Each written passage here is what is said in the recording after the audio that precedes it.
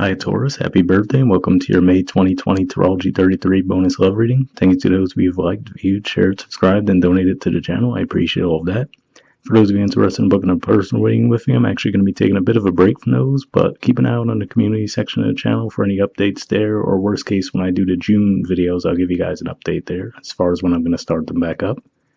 As far as what we have in front of us, this is what I call the bridging the gap spread, and the way it works is the cards on the left side represent your energy toward the connection with your main love interest. Cards on the right side represent their energy toward the connection. And these are the past energies, present energies, future energies. Then when we get through those, we'll actually pull some oracle cards to gain some additional insight. That's where the bridging the gap dynamic comes into play. As far as the decks being used, on the left side we have the Lover's Path Tarot, on the right side we have the Tarot of Sexual Magic.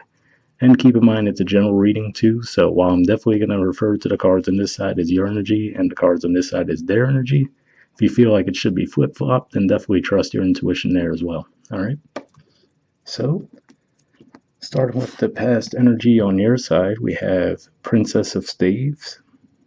So this is actually the equivalent of the Page of Wands in traditional tarot. So this is interesting because in the traditional tarot, the Page of Wands is actually looking in this direction. So they would have been looking right towards the cards on this side. But what stands out to me here is, for one, this almost looks more like a knight energy, right? Because we see the actual horse that she's on. But then on top of that, she's moving away from the cards on this side. So what I feel like this is communicating here is that I feel like some of you guys might have actually run away from this person in the past. Now, for some of you, it could have been with hopes that they would chase after you. I do have to say that because it looks like she's kind of sort of looking back, you know. But I feel like for whatever reason, this connection might have just scared you off in the past. So that's really what I'm feeling. So for some of you, given that this does represent Wands energy, it might have actually been that you went to them and let them know you had feelings, and then for whatever reason, you freaked yourself out and ran away after that. Or what seems a little more likely is they might have told you how they felt, and as a result of that, you actually, ran away from the connection. Past energy on their side, we have the Nine of Chalices. So this is the Nine of Cups energy. So what I see here is this could come off a couple of different ways. For one, I definitely feel like this is saying that they really thought that the connection with you had a lot of potential. Really might point to they felt that it was very fulfilling being with you. And given that energy is Pisces energy, which represents your house of friendships, this could be someone that you were just friends with, and then maybe one of those days they came out and told you they had feelings for you, right? So that could have been part of why you got freaked out, because you're like, whoa, okay, this is someone I've only thought of as a friend up to this time, but they could have been very open about their feelings towards you. Because the Nine of Cups energy does represent some confidence too, so they might have been really confident in expressing their feelings to you, and then maybe, again, you were just caught off guard, and your first instinct was to run away from the situation. Or it could have just been that maybe their confidence might have intimidated you a little bit as well. Present energy on your side, we have the Two of Coins.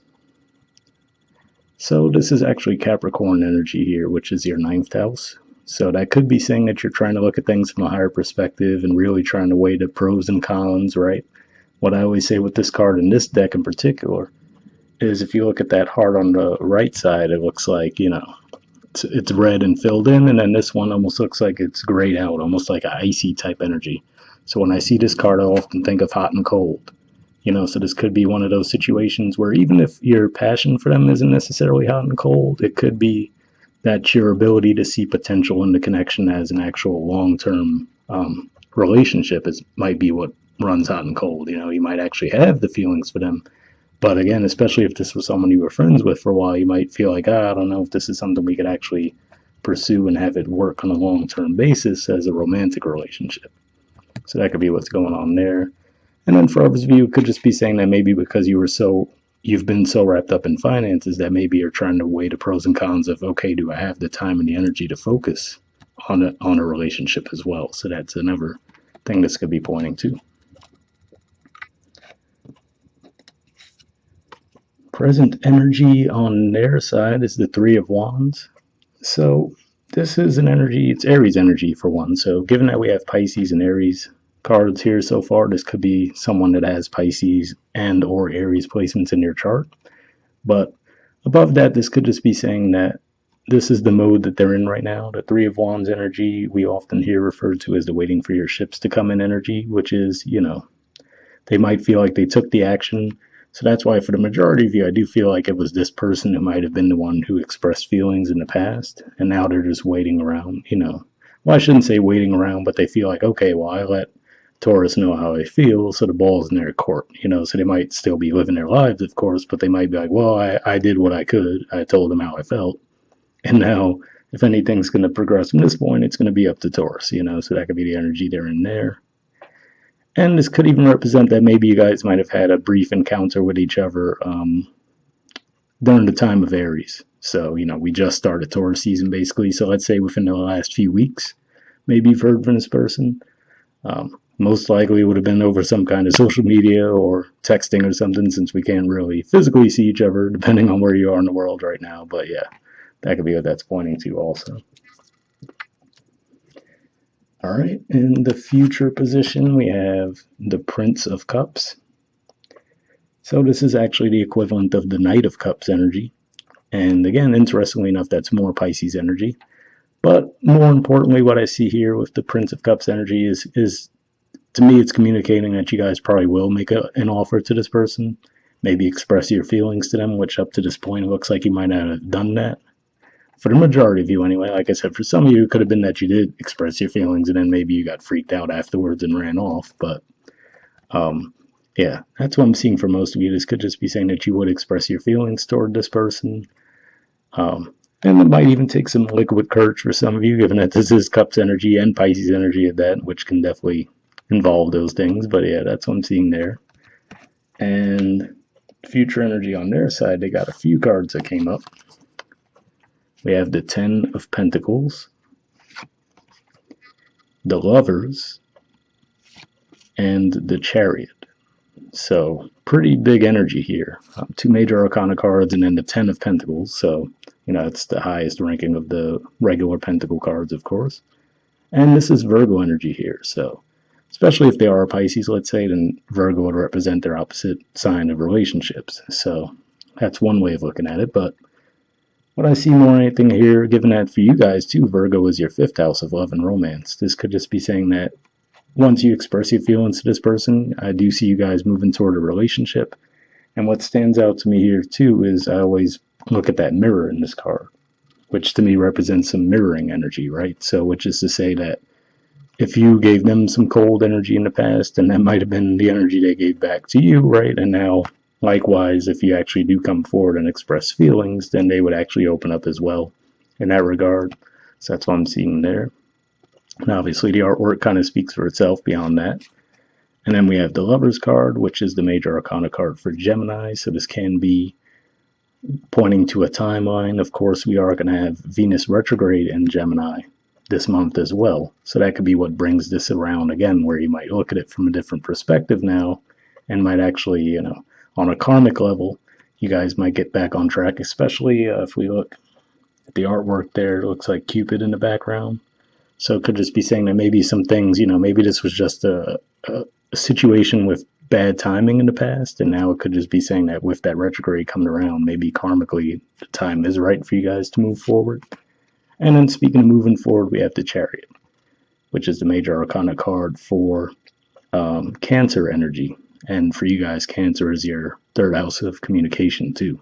So I would say this could just be pointing to a timeline as well, which is to say that, you guys might start getting things off the ground with each other during Gemini season, or again, like I said, maybe even before that, since this could be pointing to that Venus retrograde energy in the sign of Gemini. And then this is saying to me that probably by the time of Cancer, you guys should actually be moving forward and really on the same page at that point. So definitely good energy there. As for the bottom of the deck, on your side, we have Triumph. So this is the equivalent of the World card in traditional tarot. And I mean, if we look at the artwork and just the word triumph, right, this could just be saying that these were just some, karmic lessons you guys had to go through. And now you're overcoming that and coming back together. And then the bottom of the deck on their side is the Three of Chalices. So this is the equivalent of the Three of Cups. and that's a very celebratory energy as well. So obviously, it looks like there'd be some happiness on their side as well. So overall, definitely seems positive. And again, that's Cancer energy too. So you might find that the communication between the two of you runs very smoothly as well. That could be what that's pointing to. And I do have to say, there's that egg on the table there to me, which represents some fertility with the connections. So something to keep in mind with that too. So it definitely looks like a pretty positive spread. I mean, I feel like we almost don't need oracle cards, but we'll see what we get anyway. First, we'll try to get some messages from the Mystic Moon Oracle deck here. And for those of you who haven't seen this type of spread from me before, I do shuffle before I start recording. And now I'm actually just looking for some jumpers. So first I'll be looking for any unspoken messages from you to them, and then from them to you. And if nothing comes up, I just take that as a sign to keep moving, since it's just a general reading. But we'll see if we get anything. Alright, so like I said, first we'll be looking for unspoken messages from you to them.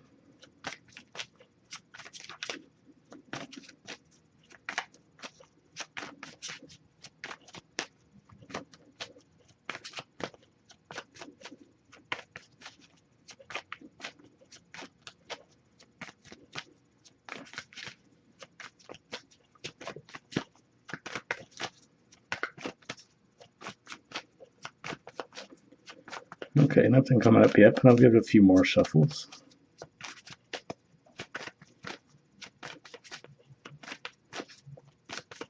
Alright, nothing there. Now I'll see if there's any unspoken messages from them to you.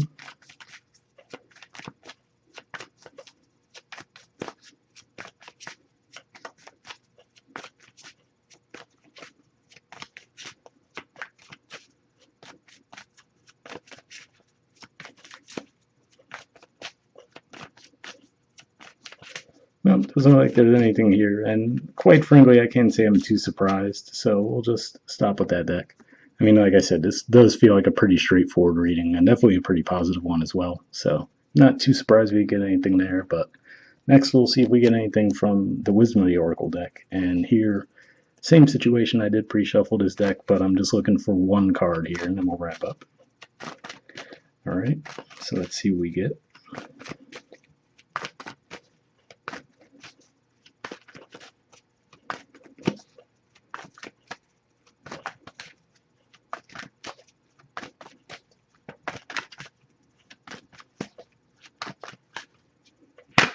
Okay, there we go. Alright, you guys got Buy the Book. There's the artwork, and the number is 11. So we'll see what that has to say.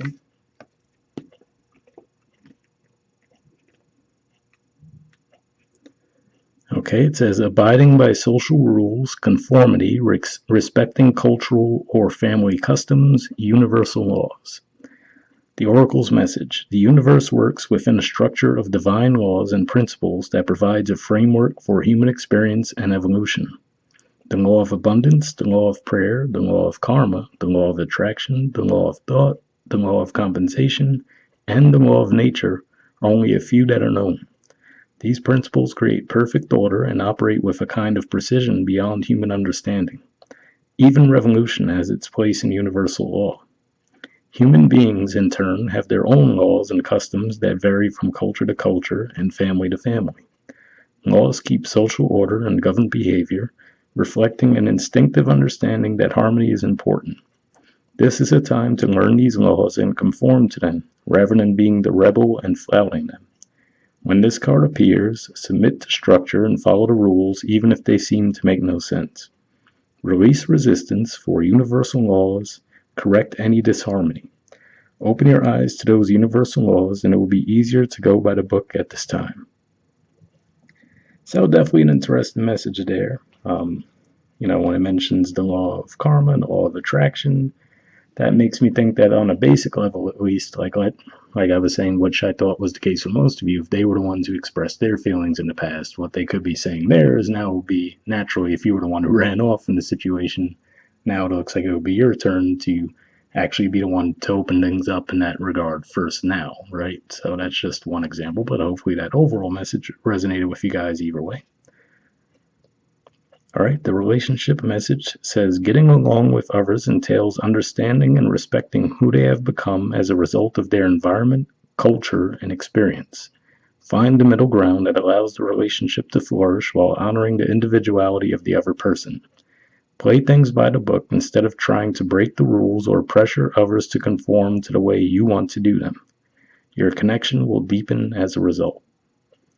So definitely a pretty interesting message there as well. Hopefully that resonated for you guys. Like I said, overall this does look like a really positive spread. Looks like maybe for whatever reason the timing just wasn't right between the two of you in the past, but it does look like it's definitely progressing in a positive manner. So we'll wrap up there, guys. Once again, happy birthday, and I'll see you all next month. All right, bye.